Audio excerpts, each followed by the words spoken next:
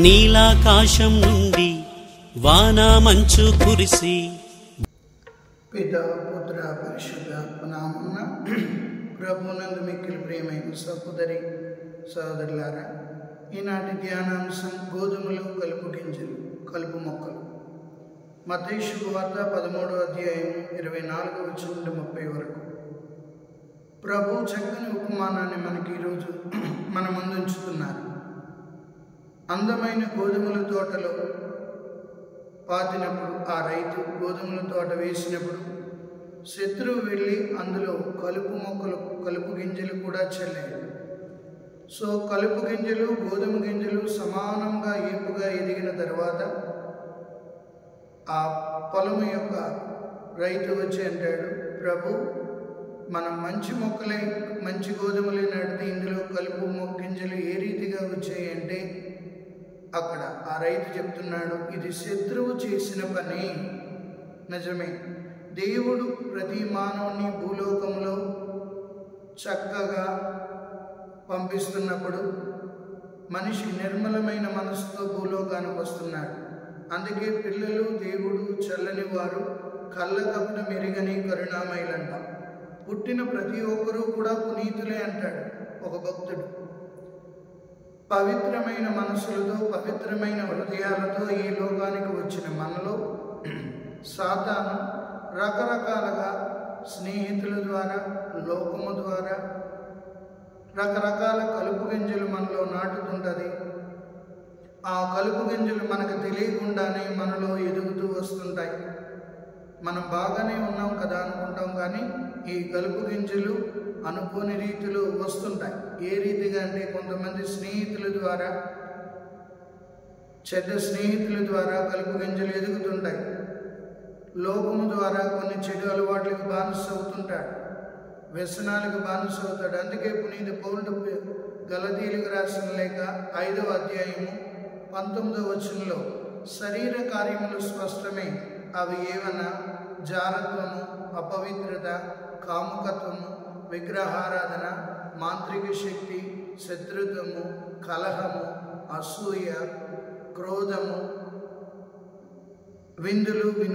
వర్గతత్వము, విందులు, వినోదాలను.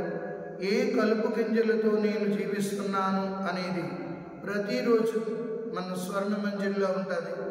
ఆత్మ పరిశీలన చేసుకోవాలి. పడుకునే ముందు నేను ఎవరితో గొడవ పెట్టుకున్నాను, నేను ఎవరితో శత్రుత్వం కలిగి ఉన్నాను, ఎవరి వలన లేకపోతే ఏ రీతిగా నేను పాపానికి బానిస అవుతున్నాను అనేది పరిశీలించుకోవాలి.